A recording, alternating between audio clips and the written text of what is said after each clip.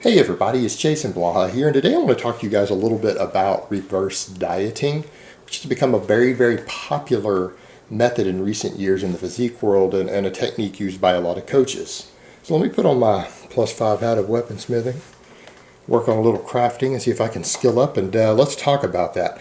Now, I want to make it clear up front, when I say that this is a parasitic coaching, I'm talking both financially and psychologically.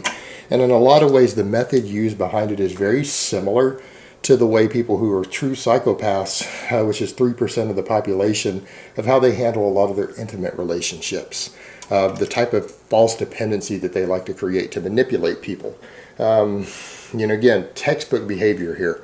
So it's definitely noted, though, that a couple of coaches out there I've noted who do have psychopathic personality traits are very big on this method. So I don't think that's a coincidence there. Now, that being said, what people need to understand is that reverse dieting is physically unnecessary. And this was something that John Hollywood used to talk about back when he was still with us.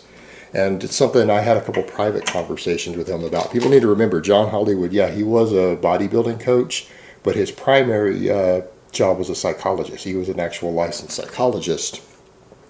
And he felt that brought more to the table for physique competitors than a nutrition background would, because ultimately the only key to getting someone lean is to keep them in a caloric deficit. And that requires more psychology than it does anything else, particularly with the sort of personality types and issues that are really common to people who compete in physique. And that's what made John so good at it. He understood that this was a psychological thing, and he was generally dealing with psychologically damaged people because people who aren't psychologically damaged are unlikely to get involved in physique competition. It draws certain personality types and disorders in. And that was something that he noted personally. But again, it made him very good at coaching those people. Now, that being said, he always said that, yeah, it was well known and understood that any reverse diet beyond 3 weeks, psychologically unnecessary, or physically unnecessary. It's done purely for psychological reasons. Because when people talk about their hormones and metabolism coming back up, he noted, and again, science is pretty good on this, your metabolism and hormones that go down like thyroid and stuff will return to normal within 3 weeks. So reverse dieting that is longer than 3 weeks, meaning more than a 3-week calorie bring up, isn't helping you speed your metabolism up at all. Not at all. Now, the reason this is an interesting thing is that it's done for psychological reasons, but it's done in a way that is actually physically unhealthy for the person. But it's done to keep them psychologically sound, because many people who get involved in physique competition have very serious body image issues. Oftentimes major psychological disorders relating around it. And when they see themselves gaining any water weight or fat, and it's usually water, not fat, they freak out after a competition and they can't handle it. And a lot of coaches have picked up on this and realized they can keep them happier by keeping them leaner longer. Their people don't freak out as much, but more importantly, it creates a dependency on that coach. And that dependency is something that they can capitalize on financially, because they might offer a partial service, not the full prep service, but a partial service to reverse diet someone for 8 weeks, 12 weeks, 16 weeks, draw out their services and pull more money out of these clients. But again, it also creates a psychological dependence, because this is being done for psychological reasons. Because again, you're keeping someone dependent upon you to tell them what to do. And the coaches know that. They know that these are people who are in a very vulnerable position psychologically. Cutting down contest lane for any sort of physique competition chips away at someone. It chips away at someone physically, but the stress of it, of getting that lane, negatively affects your mind. It's going to put you in an emotionally vulnerable position. And these coaches put themselves in a position already to where the person feels dependent upon them. And by doing this and extending that out so that you can get more money out of them, or in some cases exert more control over them, depends on your motives, really. Generally, it's going to be financial, but it can be psychological as well, trying to keep that person dependent upon you and feeling like they need you, which is great in a client coach situation. But again, in this case, they don't actually need that. They're not benefiting from it, because what you're actually doing is feeding into their psychological disorder. and their need to feel lean and their body image issue. And the truth is, it is terribly unhealthy to get contest lean. Anyone who's looked at stuff knows that. Look at the data Eric Helms collected when he did his doctoral work on pre-contest bodybuilders. He was doing it on protein intake, but they pulled blood work and numbers, and what the numbers show was pretty horrific. When people get down contest lean, it wreaks havoc on their hormones in their body. It's extremely unhealthy. There's no way around that. You are not supposed to get as lean as physique competitors get. The best thing physically that these people could possibly do, well, let me start over. The best thing they could physically do is to not compete at all. Right? The actual active contest prep is physically unhealthy. Arguably psychologically unhealthy too, and psychologically damaging for a lot of people, particularly people prone to eating disorders, but it is physically unhealthy to get that lean. The best thing you could possibly do after a competition is to put fat on those people immediately, to get them back to a healthy body fat. If they're men and they've dieted down to 6% body fat, you need to get them back to 10%, ideally within a week. And some people go, well, that's terrible, they're losing all their work. No, they're workers for that competition and maybe a photo shoot. It is unhealthy to stay there a single day longer than you have to for your competitive and financial endeavors. If you're staying that lean any longer than that, it is harmful to you. It's harmful to be there at all, but you shouldn't be staying there any longer. Those men need to get back to 10%, and if they're females, they probably need to get back up to 18 to 20% as quickly as possible if your goal was their physical health, their hormonal health, their organs, everything else. That would be ideal. You should just have them immediately go back to it. Now, just to keep the rebound lower, guys like John would do reverse diets for 3 weeks and then be done with it. But even he pointed out it shouldn't be necessary to ever reverse someone longer than 3 weeks. And it makes sense physically because that's how long it takes to get your hormone levels renormalized as far as metabolism. Now, your metabolism is going to be lower due to weight loss, but hormonally, in 3 weeks of just overeating, you should be back to where you were supposed to be. Thyroid function, everything else. And if you don't return within 3 weeks, you've caused permanent damage and you're probably going to need medication.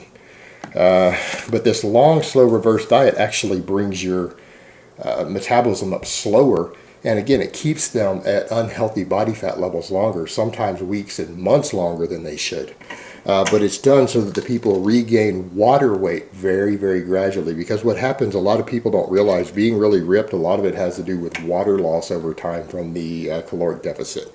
And a lot of these people, if they were to go back and start eating food again, pretty large amounts, they would regain 10 pounds of water weight within a few days, within a week. Well, they mistake that water for fat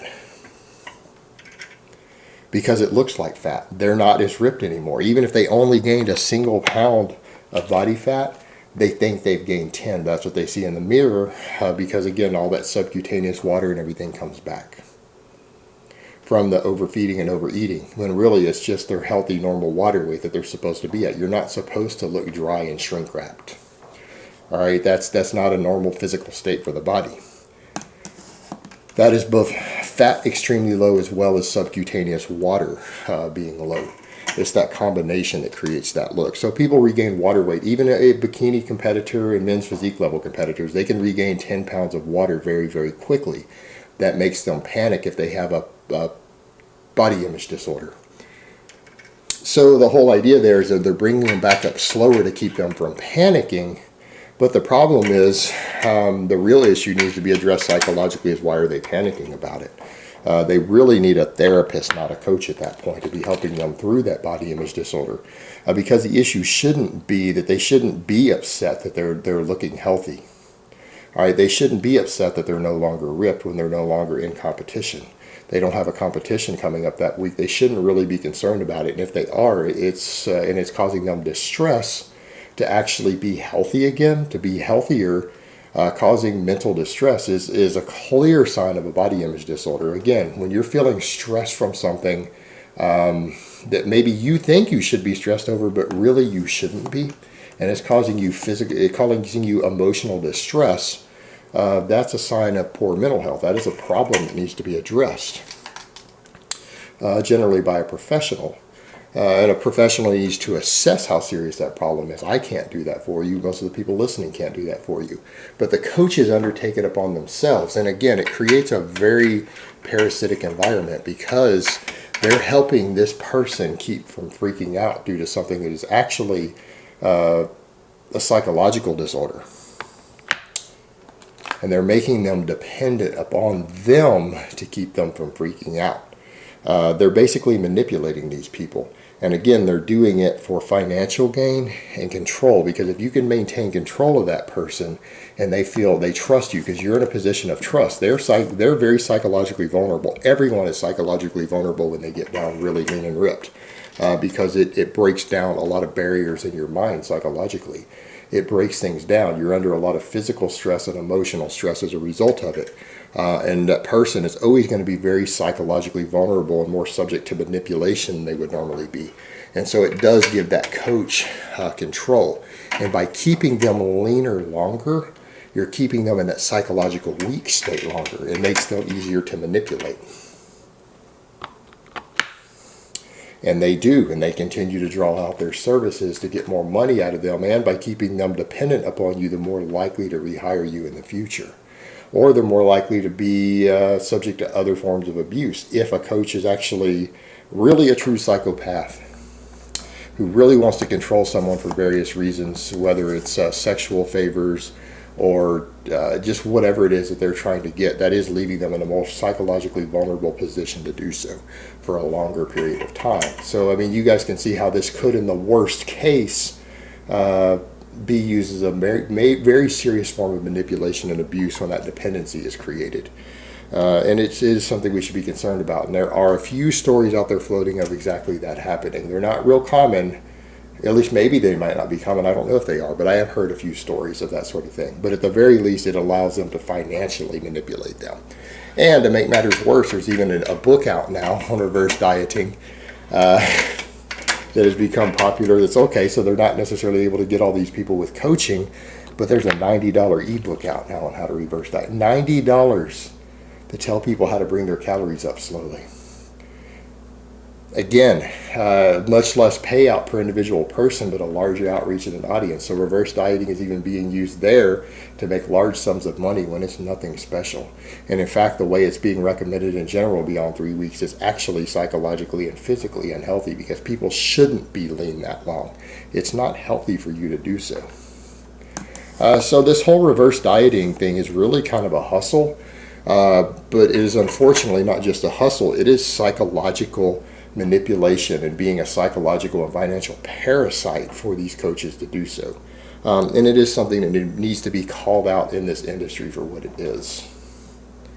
Because it is physically unnecessary, and psychologically it's not even healthy. Even though it's getting rid of a short-term freak out, it is going to leave people in a psychologically vulnerable position for a much longer time, and not to mention a more physically stressful situation for their body for a longer period of time. And the two tend to go hand in hand as a general rule. The body and the mind can't be fully disconnected. All right, guys, but that's really all I have to say on that today. I hope it's been informative, and I will talk to you guys next time.